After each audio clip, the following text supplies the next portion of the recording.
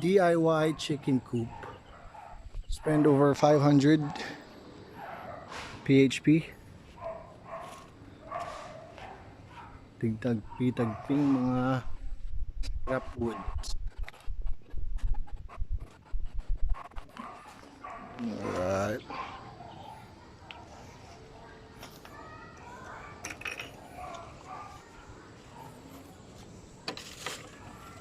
Alright. Alright.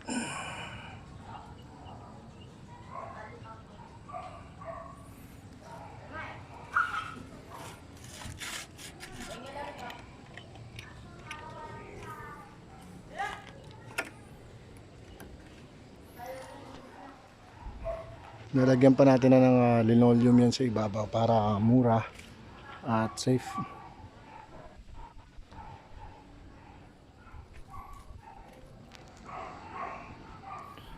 Right.